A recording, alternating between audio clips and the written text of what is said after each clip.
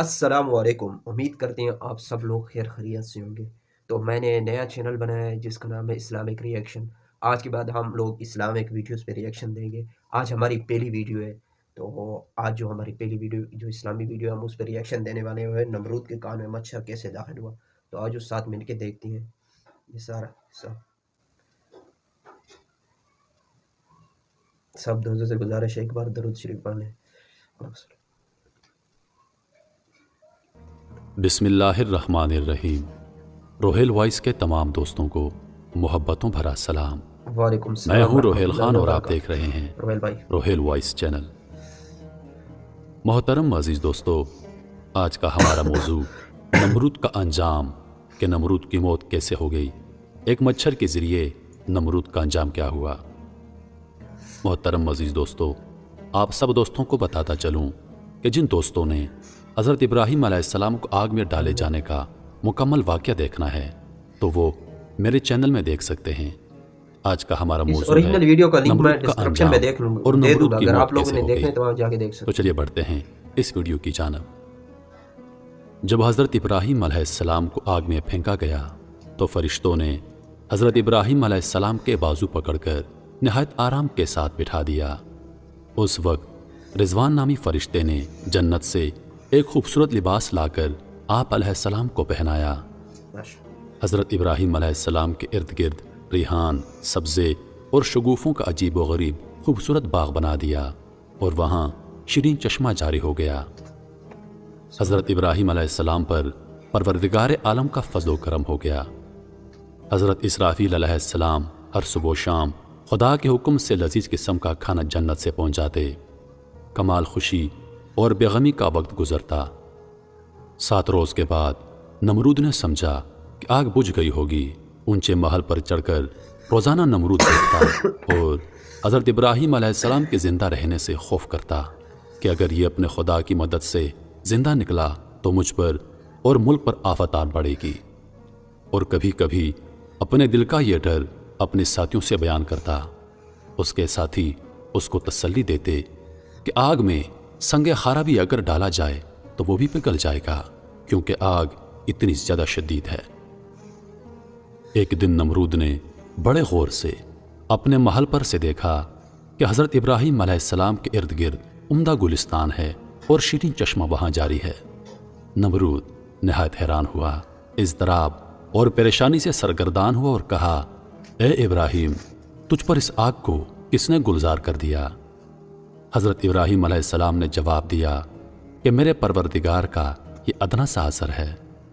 نمرود نے کہا، جس کی قدرت کا یہ ادنا اثر ہے، فی الحقیقت وہ بڑا پروردگار ہے۔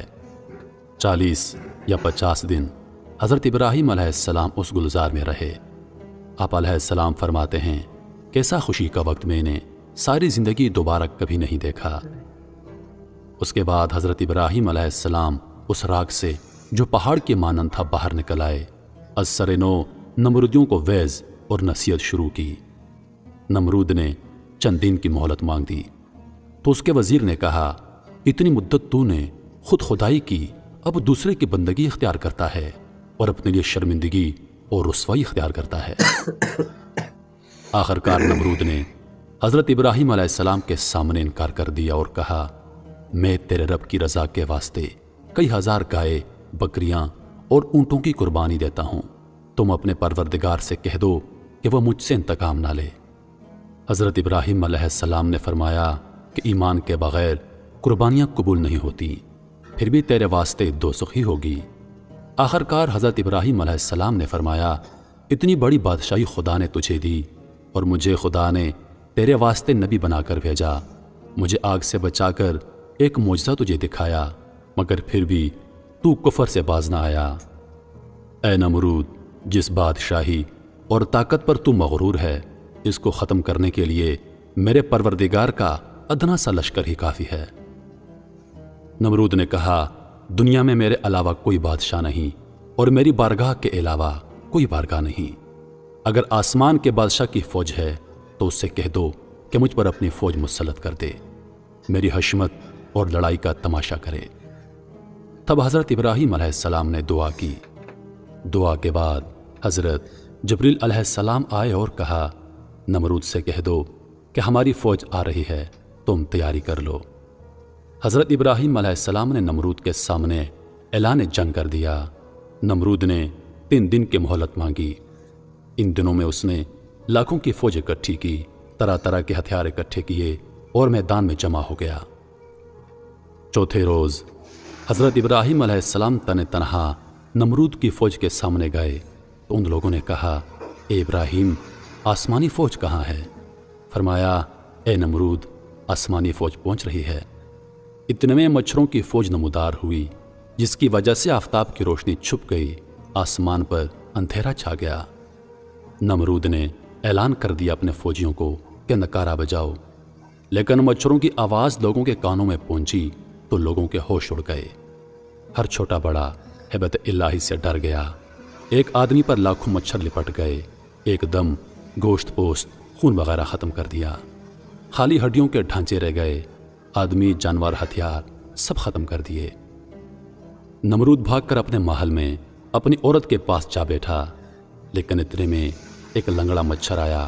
نمرود نے اپنی عورت کو دکھایا کہ اس جانور نے لشکر کو تباہ کر دیا ہے۔ اسی اثنا میں وہ مچھر اس کی ناک میں گھس گیا اور دماغ کو چاٹنا شروع کر دیا۔ نمرود ہتھوڑوں سے خود کو مارتا، محل کے دیواروں سے اپنا سر پیٹتا۔ وہ بادشاہ جس نے خدائی کا دعویٰ کیا تھا، وہ بادشاہ جو ساری دنیا کا بادشاہ تھا، وہ بادشاہ جس نے ساری دنیا پر ظلم ڈھائے تھے، آج اس بادشاہ کا یہ حال تھا کہ جب تک اس کے سر پر جوتے نہ پڑتے اس کو قرار نہ آتا۔ جب دربار میں جاتا تو ہر درباری کا یہ معمول بن گیا کہ اپنے جوتے اٹھا کر اس کے سر کو پیٹتا۔ سر کو پیٹنے سے اس کو چند لمحوں کے لیے قرار آ جاتا، لیکن اس کے بعد مچھر دوبارہ اس کے دماغ کو چاٹنا شروع کر دیتا۔ یہ چیختا چلاتا محل کی دیواروں سے اپنا سر پیٹتا، ہتھوڑوں سے اپنے سر کو پیٹتا، لیکن قرار نہ آتا۔ آخر 40 دنوں تک اس عذاب میں رہنے کے بعد اس کی موت ہو گئی اور وہ جہنم رسید ہو گیا۔ میرے محترم عزیز دوستو، تاریخ پر اگر نظر دوڑائی جائے تو جن بادشاہوں نے، جن لوگوں نے، جن مغروروں نے، اپنی طاقت میں مست جن لوگوں نے خدا تعالیٰ کو للکارا، ان کا انجام فرعون اور نمرود جیسا ہوا۔ موجودہ دور پر نظر دوڑائی جائے تو اس دور میں بھی کافی نمرود اور فرعون موجود ہیں، لیکن وہ اس بات سے بالکل بے خبر ہیں کہ خدا تعالیٰ کی لاٹھی بے آواز ہے، لیکن اللہ تعالیٰ کی لاٹھی جب پڑتی ہے تو ہر اس بادشاہ کا جو اپنی طاقت میں بدمست ہے، اس کا انجام فرعون اور نمرود جیسا ہوگا، اور انشاءاللہ ضرور ہوگا۔ میں امید کرتا ہوں کہ ویڈیو آپ دوستوں کو پسند آئی ہوگی۔ ویڈیو پسند آ جائے تو لائک اور شیئر ضرور کر دیجیے گا، اور آنے والی نئی ویڈیوز کے لیے ہمارے چینل کو سبسکرائب کر دیں اور ساتھ میں موجود گھنٹی کے بٹن کو ضرور دبائیں تاکہ ہماری ہر نئی آنے والی ویڈیو سب سے پہلے آپ تک پہنچے۔ مجھے دیجیے اجازت، زندگی رہی تو اگلی بار ایک اور ویڈیو لے کر آپ کی خدمت میں حاضر ہوں گا۔ تب تک کے لیے خدا حافظ۔ اللہ پاک آپ سب کا حافظ و نگہبان۔ ہنستے رہیے اور ہمیشہ مسکراتے رہیے، کیونکہ مسکرانا سنت نبی ہے۔ پہلی میری ویڈیو تھی، پتہ نہیں کیسی گئی۔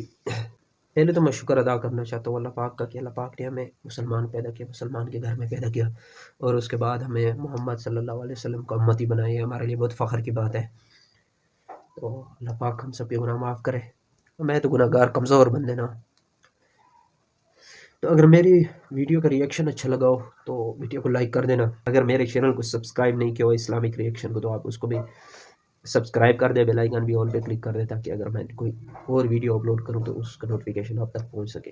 اور اس ویڈیو کو آپ نے اپنے دوستوں کے ساتھ، اپنے پیاروں کے ساتھ ضرور شیئر کرنا ہے۔ تو اوکے، اللہ حافظ، ملتے ہیں اگلی ویڈیو میں۔ خدا حافظ۔